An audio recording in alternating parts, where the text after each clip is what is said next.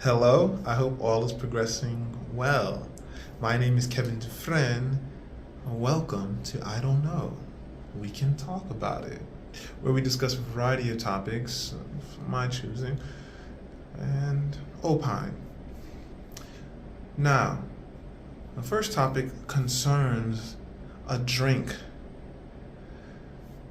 a blackout rage gallon. This is an alcoholic mixture that apparently is cause for a mass ambulance call within the range of the University of Massachusetts. Be very careful about trends. There are a lot of trends in this day and age, and of course, youth carry trends especially well, at least ones that are public. This is not a strange trend, similar to a popular product being cause of a trendy purchase. Four Locos causing so many situations to happen to individuals, sadly. It's important to be mindful, one, of alcoholic consumption, two, of behaviors with consuming intoxicants, three, trends that involve anything that can be harmful when one consumes. So, that doesn't just mean a drink or food. Obviously, many might remember the laundry packets. That type of trendy behavior is not the safest, though popular in an instance in time. Be careful of trends, especially if you don't know your own limits of consumption, particularly in regard to intoxicants like alcohol, cigarettes, marijuana, etc. I'm sober, I don't do any of those things. You can check out Love and Light of Times, my albums, for more encouragement, for more of a well-rounding perspective as to why. Though I think the topic is very important because when individuals are social, trends might be a way for people to commune, especially within online communities. Online happenings may become a part of the offline physical fabric. So I think it's very important to be mindful, and I'm curious as to what individuals think of blackout rage gallons, these drinks that individuals drink. Apparently, the name is indicating that these drinks are to cause individuals to black out. Now, BORG is not something I'm going to be an advocate for. I'm not going to be an advocate for any intoxicant, alcoholic beverage. I will like to say, just be mindful of all that we already talked about concerning this topic. So we're going to move on now, you happy partiers, or potentially unhappy partiers, looking to be happy partiers, and safe partiers. Always party safe and responsibly. To a new topic concerning health in schools. Growing up, being able to have recess is so enjoyable for me. Go figure. Initially, I'm actually one of the slowest in the class. Then I become one of the fastest in the class. And this really does eventually grow and roll into other older grades and levels of academia, athleticism, athletics. So I think going from being an individual that does enjoy exercising, though it does have a background of playing video games to a very fair degree, being in technology reasonably, though enjoyably, to a point where I understand where a lot of youth are, where a lot of individuals are when it comes to gaming, when it comes to being in technology, in entertainment.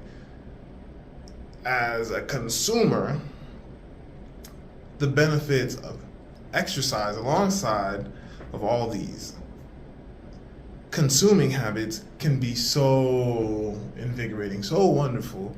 And yes, of course, exercising requires time and effort that one might be pulling away from a different activity. Not saying that other activity is not helpful or healthy, though saying that other activity may be pulling away from positive avenues, at least healthier avenues. So whether one aids the other, like one might be a super gamer that makes an income that supports healthy habits, or whether one lives a very healthy lifestyle in a way that supports their entertainment consumption habits in a healthy way. I think what's happening in the classrooms is very important, especially with data showing that a lot less children are active. So with less children being active, according to the data in the article, I think it's important that if we're going to have, we're as a society of individuals that want to educate youth so that we can hopefully have youth in the workforce as helpful individuals to a properly, wonderfully growing, developing economic system, being mindful of how work structures might be in relation to how structures are in academia can be helpful for a student. For example, being in an 8-hour workday, getting 2 10-hour breaks, to getting 2 10-minute breaks or a 30-minute break, considering all of these factors can be wonderful for youth. And I think some of the teachers in the schools are implementing good strategies. So keep in mind, I do like to post bits of the articles on the sides so that one can be in tune with the articles that I'm talking about, the topics I'm talking about, so as to form an opinion of one's own. Because I'm just sharing my opinion. And I think it's really cool to bring health to the table. Okay, so now we're going to be doing an origami box. I'm gonna have a little bit of help on this one because the origami box requires a delicate touch, and it's new to me. So I'm gonna be going off of a website, which I'll share, and the whole idea is here. We're gonna make a box that can carry things. So boom, it goes 4 squares, corner to corner folding to start. We're going corner to corner folding to start. When we go corner to corner folding, it's really helpful. We're not going edge to edge folding, we're going corner to corner folding. So the next thing is, that's really cool about this is, you can see that my edges are actually pointing toward this blank side, so it's really key to have the edges pointing out on that one side. Now, what's gonna happen here is it's saying for me to fold the edges into the square. So I'm gonna fold these edges in to the square. All right, you ready? I'm gonna fold these edges into the square here. And,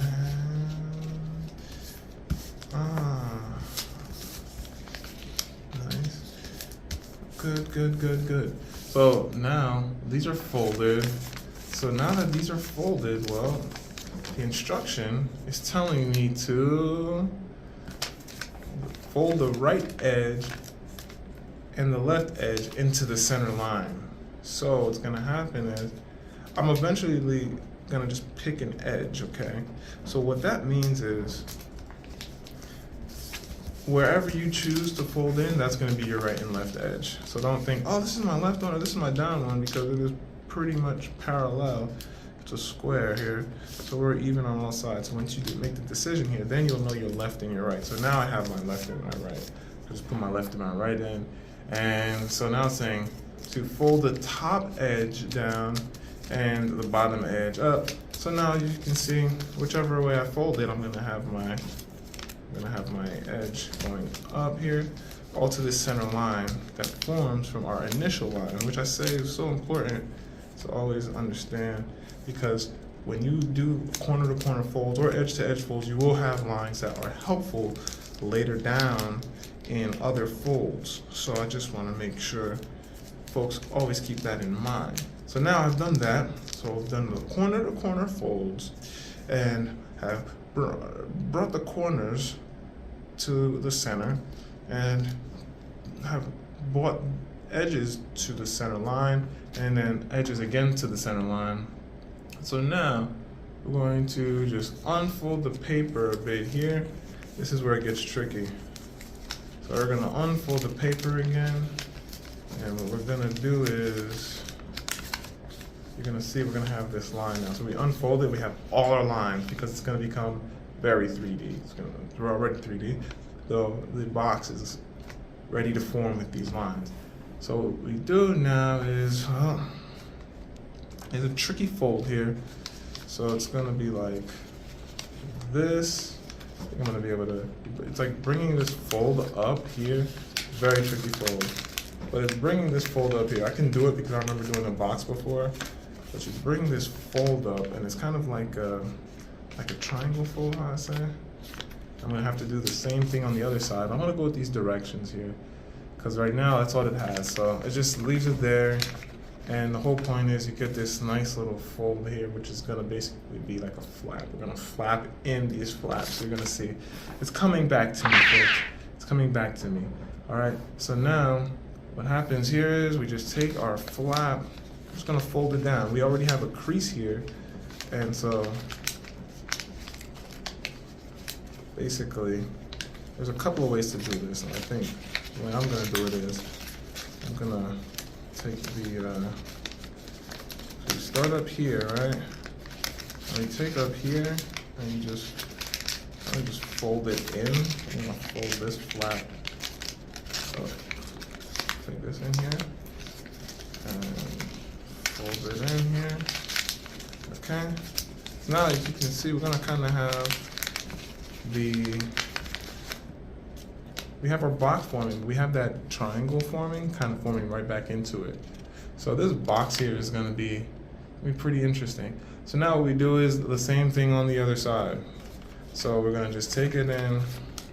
And a good way to think of it is to take in this corner, right? We have this corner edge here. Just take it in when we're bringing it up. Bring it up here. Okay. Bring it up here, up. All right. Just to bring it in. And now what happens, you can kind of just like go into an instant fold with it.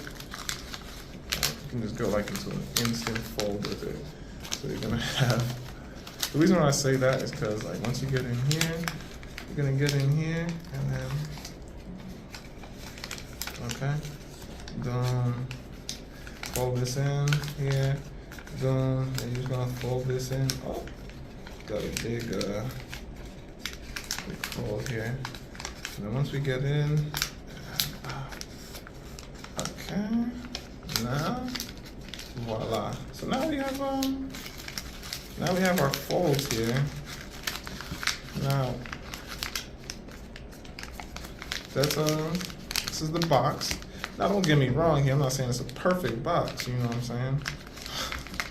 But it's definitely a box that can hold something, all right? So look at that. Look at that, look at that. Dun, dun.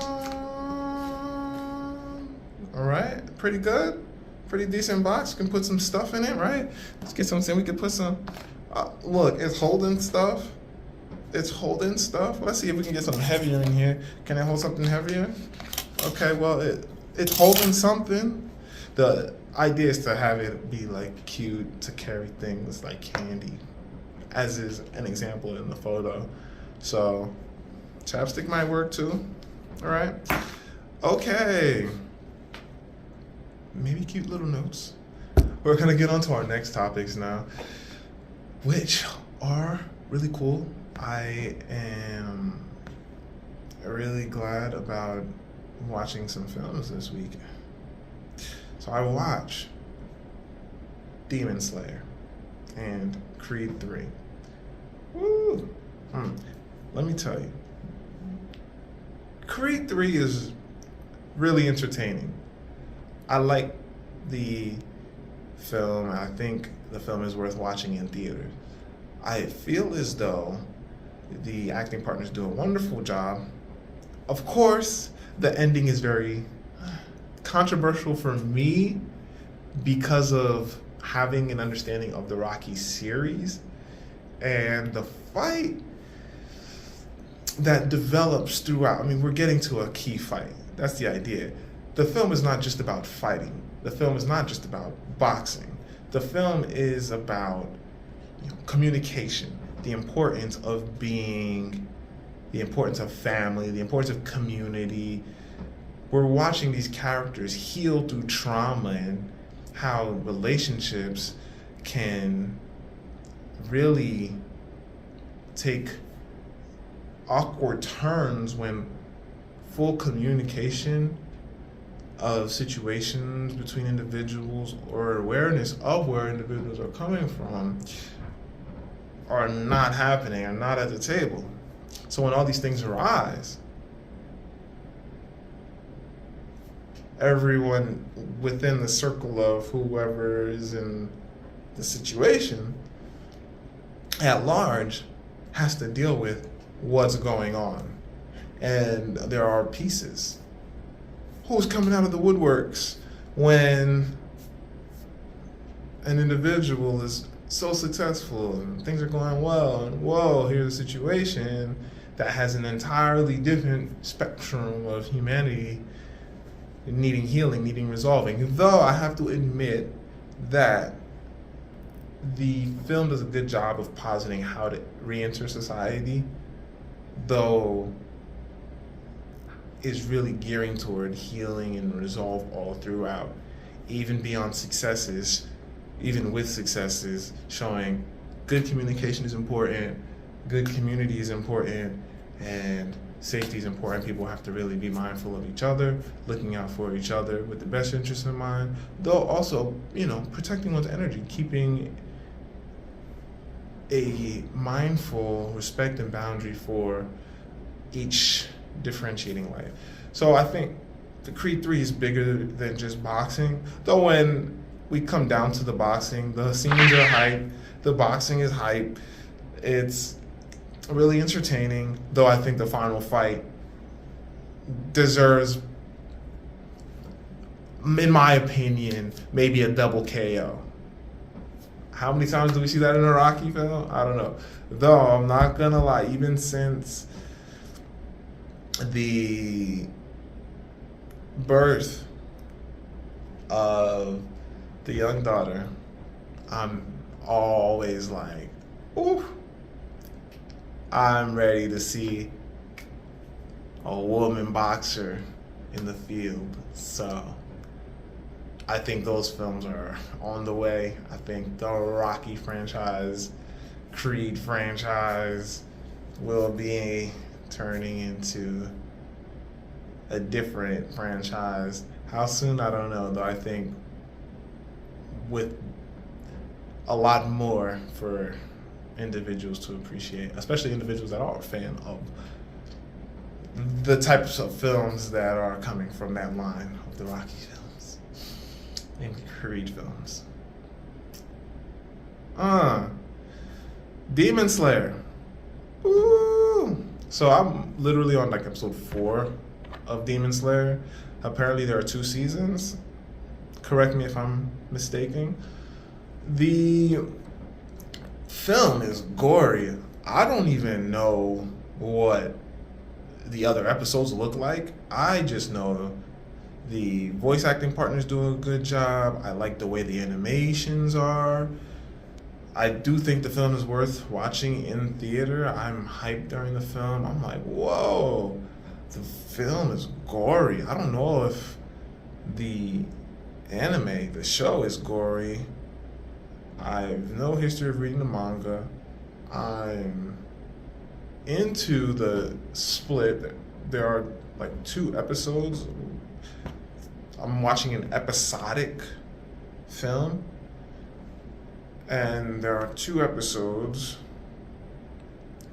very different though connecting, and I'm into what the story is developing into. These characters, like we have our heroes, our fighters against these demons, and these demons are on the scene, new demons. And I'm like, how are the heroes going to defend against these demons? Then the world just gets bigger from the film. So I'm like, whoa, a lot to consider comes to the table through the film. So I don't know if people are watching the episodes, reading manga, are aware that the world does get bigger. If a season 3 is coming, ooh, hype. If another movie set is coming, hype. I'm gonna likely look into going to the theater. So I do like the film, and I might actually finish up the seasons in time. Now, Dodging Energy Vampires is the book I read by Dr. Christiane Northrup. I think the book is a wonderful text. I always leave reviews of the books I read on my website, peaches.com, so please feel free to go to peaches.com. And remember, you can participate also in the forum Peaches, so we can have opining happening safely and wonderfully, because I'm not going to judge you if you have a mindful, respectful opinion. And I think it's important to have civil human discourse, of course. So bring your opinion to the table, think about what you're going to say, observe with context, observe mindfully, share mindfully, create mindfully, develop mindfully. Returning to the text, I think what I appreciate about Dr. Christiane Northrup's Dodging Energy Vampires is the reality branching from social relationships. One may have the energy or may not have the energy to deal with an energy vampire, an individual that is just draining when around another individual, whether subconscious or conscious. The idea of the text is to show how to identify these types of individuals, these types of situations, then proceed toward healing and moving away from those situations to never enter those types of situations or engage with those type of individuals ever again. So I like the text, and one aspect of the text that stands out, which is the connector from even having the text in the first place, is because in Women's Bodies, Women's Wisdom by Dr. Christiane Northrup, she mentions cluster B and DSM-5 characteristics, personality characteristics that individuals do have and exhibit fully, not partially, fully,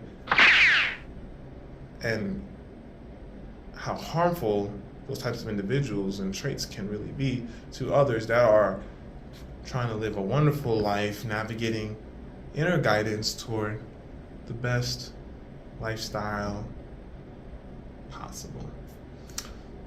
So, with the understanding of those harmful types of individuals, I think being aware with Dr. Christiane Northrup's motion toward encouraging and informing individuals toward healing, toward better living practically, is receiving a super highlight, a super boost, because I always want to think the world is amazing and good. I want to thrive, and good individuals, I want to thrive. And I really want everyone to be good and wonderful. Though we do have individuals that have experience and awareness that are sharing information that may be beneficial for individuals that may be experiencing certain aspects of life, of individuals, of personalities that may be harmful. So, with the awareness of how to heal and move forward toward better living, consciously and mindfully, in a way that protects one's energy, is very sound. So I think the text is wonderful, and I am really enjoying reading the spectrum of works in attachment to Dr. Christiane Northrup's Women's Bodies, Women's Wisdom, because she, in both her texts, offers a lot of references. So her name might be coming up again, and that's because I'm looking into some of the references for reasons I have of my own, which we may get to. Thank you for watching. I don't know. We can talk about it because we can. Remember, when you receive a bookmark raffle, well, a bookmark, you can join a bookmark raffle. And PHers.com, the forum of PHers, works in tandem with I Don't Know, We Can Talk About It. So feel free to join in. Of course, we do have a podcast. We, meaning I and the good energy I have, the creator of the universe. Of course, individuals that are involving their selves with the work here. We do have a podcast where we can communicate with each other for listening purposes, of course, and the podcast will be developing otherwise. So for individuals that do listen to the podcast already, I'm looking to add a segment to the podcast because I figure origami might be difficult to observe with the podcast, though you may watch the video through Anchor FM. An aspect of the podcast will be in redevelopment so that the podcast can be more fruitful for our listeners, and of course for the YouTube videos, for the video viewers, period, realistically, comma. Thanks again. Please be an active participant on the forums in however you feel most comfortable. I'm grateful to be alive, grateful to be making this. I'm really enjoying it, and thank you again. Onward and upward. Kevin D. Friend.